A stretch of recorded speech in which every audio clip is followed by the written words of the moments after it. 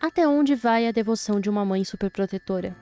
No vídeo de hoje, nós vamos conhecer a história de Leonarda Cianciulli, a saponificatrice de Correggio.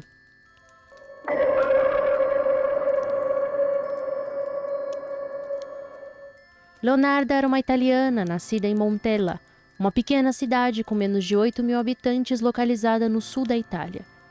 Nascida em 14 de novembro de 1893, Leonarda teve uma infância difícil. Fruto de um estupro, ela não era amada pela sua mãe, Emília, o que pode ter sido um dos motivos que a levaram a tentar o suicídio 2 vezes quando ainda era criança. Emília, inclusive, decepcionada pelas tentativas frustradas da filha, mostrou seu descontentamento, chegando a dizer: "Leonarda, ou você se suicida direito, ou nem me amole." A mãe descontava toda a sua frustração na pequena Leonarda, já que por conta do abuso que sofreu, foi obrigada a casar com o pai da menina e levou uma vida miserável. O pai de Leonarda, Mariano, morreu quando ela ainda era jovem, e logo Emília se casou novamente com um homem que pouco adicionou para melhorar a condição econômica das duas. Para fugir da família, que já havia tentado casar a moça contra sua vontade com um primo, Leonarda se casa com Raffaele Pansardi, um escriturário da cidade que era muitos anos mais velho, em 1917. A cerimônia foi humilde, com a presença da família do noivo e amigos da noiva. Emília, obviamente, não havia comparecido. Retornando para a casinha simples em que sempre viveu para pegar os seus pertences, a mãe de Leonarda fala com a filha uma última vez e a amaldiçoa.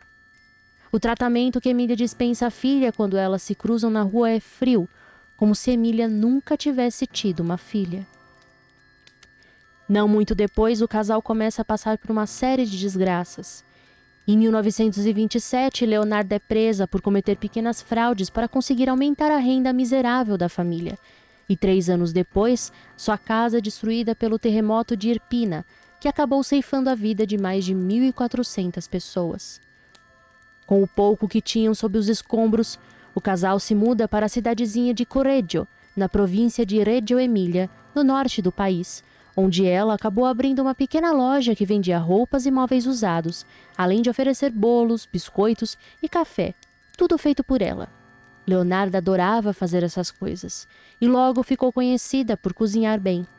Na nova cidade, ela era vista como uma mulher carismática e mãe gentil, uma verdadeira nonna italiana. Leonarda engravidou 17 vezes, mas acabou sofrendo 3 abortos espontâneos e perdeu 10 filhos nos primeiros meses e anos de vida.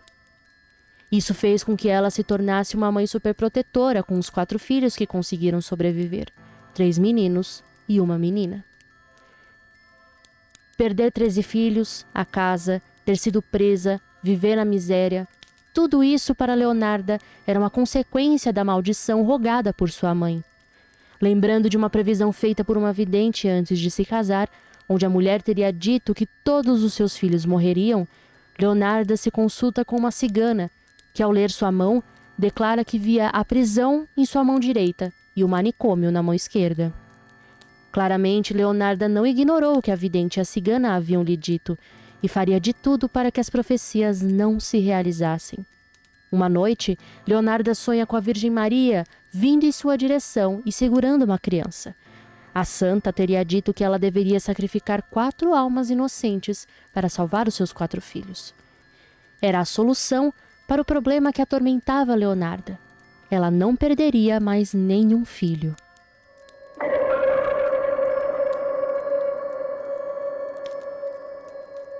O ano é 1939 e em 1º de setembro a Polônia é invadida, marcando oficialmente o início da Segunda Guerra Mundial. A Itália, um dos países do eixo, entraria no conflito no ano seguinte, em junho de 1940, ajudando a Alemanha a invadir a França. Giuseppe, filho mais velho e preferido de Leonarda, se põe a serviço das Forças Armadas para poder escapar do comportamento superprotetor da mãe. Para os fascistas, como a própria Leonarda, ter um filho lutando pelo seu país era lindo e heróico. Mas antes de ser fascista, ela era uma mãe, e uma mãe superprotetora. A ida iminente de seu filho para o fronte a deixa aflita.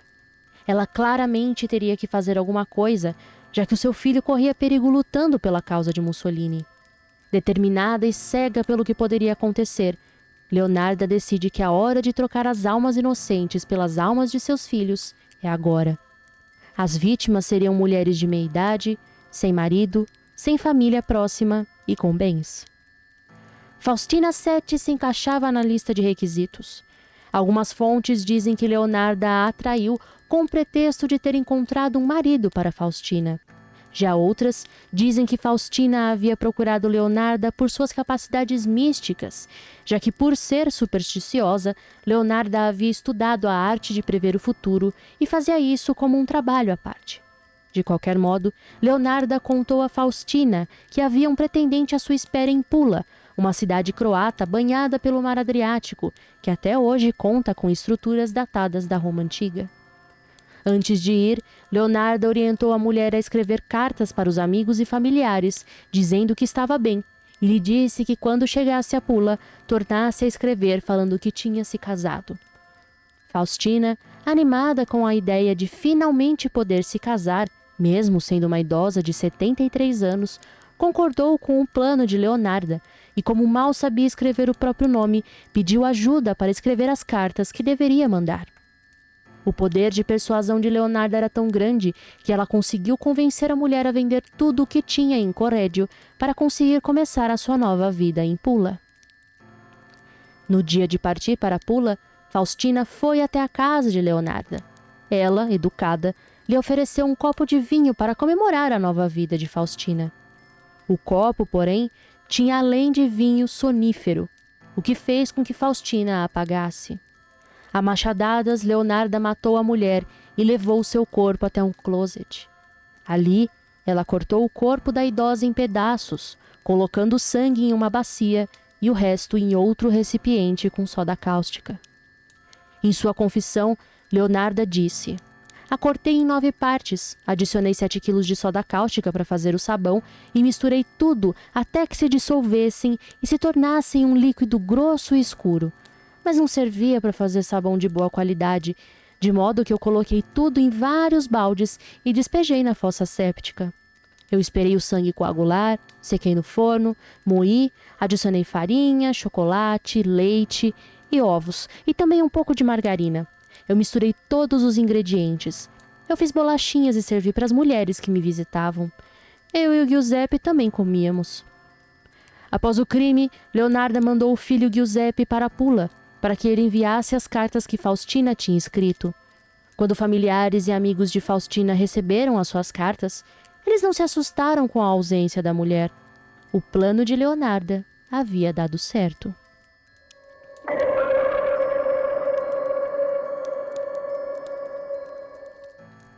Setembro de 1940. A Itália já havia entrado na Segunda Guerra e o medo tomava conta de Leonarda.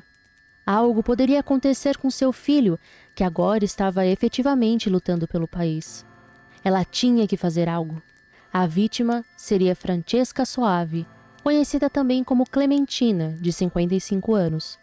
Clementina, assim como Leonarda, vivia na comuna de Correggio, uma cidade pequena, onde uma professora recém-enviuvada não achava trabalho facilmente. Leonarda havia dito a Clementina que havia para ela um trabalho em um internato feminino em Piacenza, uma cidade a cerca de 110 quilômetros de distância de Correggio. Desesperada por uma oportunidade, Clementina concorda em ir para Piacenza. O modus operandi foi o mesmo. Leonarda pediu para que a professora escrevesse para seus amigos e familiares, falando que estava bem, preparando tudo para sua partida em segredo.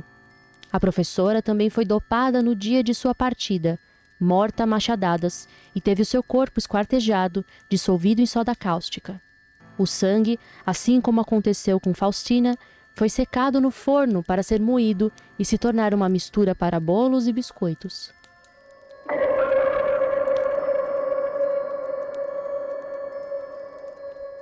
A terceira e última vítima de Leonarda foi Virginia Cacioppo, de 59 anos. Virginia era uma ex-soprano que já havia cantado no La Scala, uma das mais famosas casas de ópera do mundo localizada em Milão. A mulher tinha acabado de ficar viúva e precisava de um trabalho com urgência. Mais uma vez, Leonarda tinha a solução.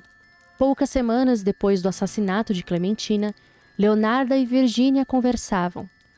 Leonarda disse que havia um trabalho para Virgínia como secretária de um empresário em Florença, cidade conhecida pela arte. Animada por poder morar em um lugar assim, Virgínia vê a proposta com bons olhos e aceita os conselhos de Leonarda para que não fale para ninguém que está de partida. Assim como se põe a escrever as cartas para os amigos e familiares, preparando tudo para ir embora. No dia 30 de setembro de 1940, Virgínia vai à casa de Leonarda. Lá, ela toma o seu último copo de vinho e nunca mais é vista. Mais uma vez, Leonarda conseguiu o que queria, matando a mulher do mesmo modo que havia matado as outras duas. Dessa vez, os restos mortais da vítima tiveram outro destino que não foi a fossa séptica.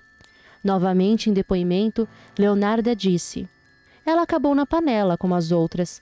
A sua carne era gordurosa e branca, e quando derreteu eu adicionei uma garrafa de colônia. Depois de muito tempo fervendo, eu consegui fazer um sabão aceitável. Eu dei as barras para os vizinhos e conhecidos. Os bolos também eram melhores. Aquela mulher era realmente doce." As joias e roupas de Virgínia foram vendidas, fazendo Leonarda ganhar uma boa quantia com elas.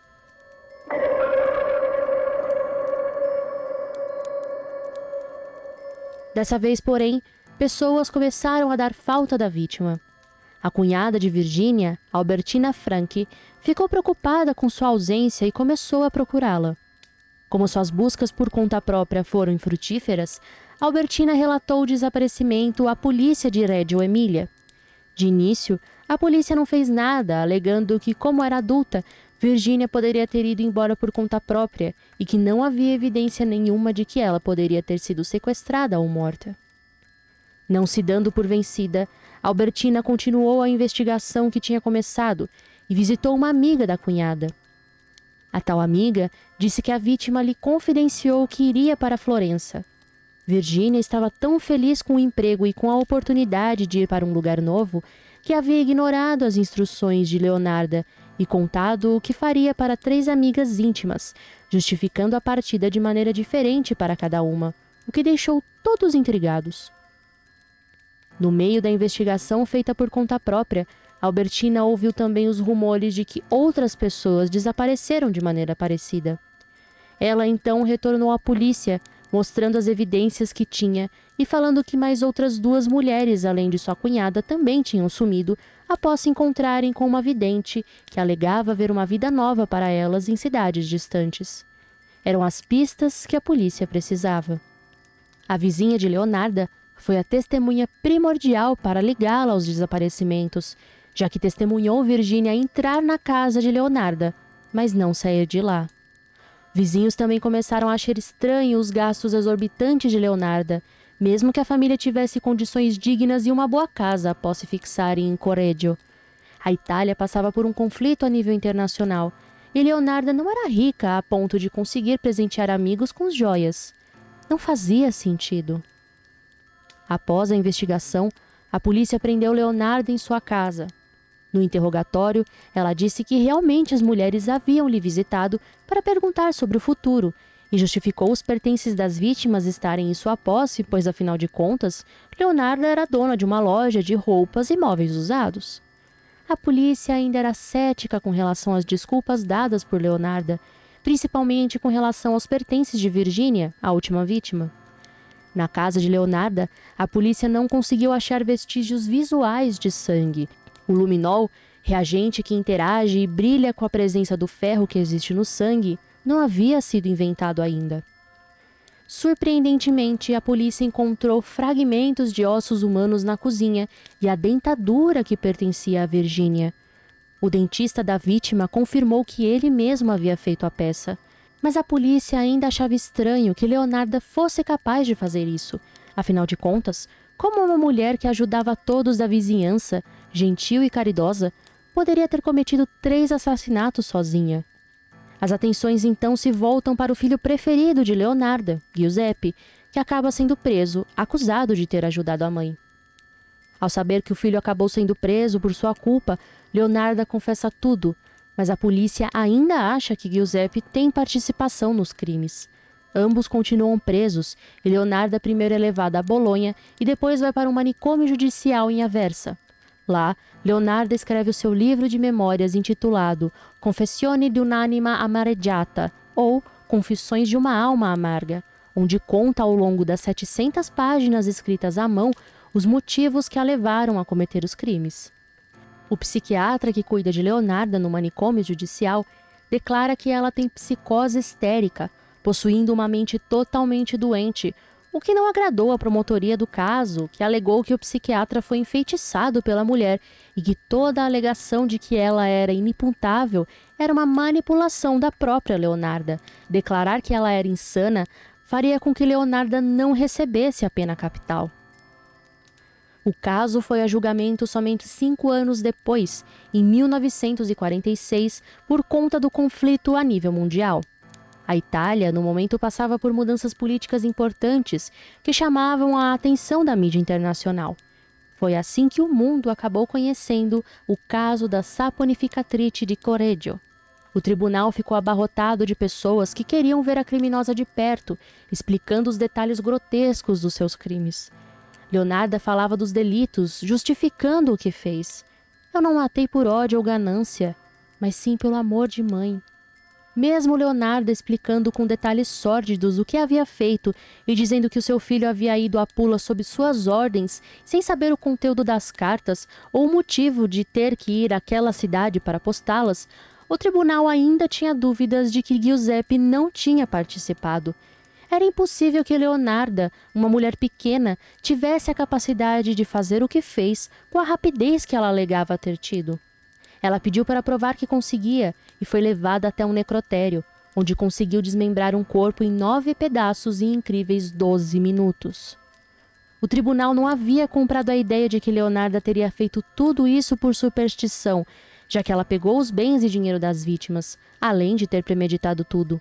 Ao final do julgamento, Leonarda foi declarada culpada por ter cometido 3 homicídios com o agravante de roubo e ocultação de cadáver. Sua sentença foi definida em 30 anos de prisão, precedido de 3 anos em manicômio judicial. Realmente a cigana que havia lido sua mão não havia errado. « 24 anos depois, Leonarda Cianciulli faleceu vítima de um AVC. Na cadeia de Pozzuoli, em Nápoles, Leonarda viveu seus últimos anos confortável, era popular e continuou a fazer os seus bolos e doces que tanto amava fazer, distribuindo-os para os guardas que não comiam por motivos óbvios. Ela era tida como uma prisioneira exemplar.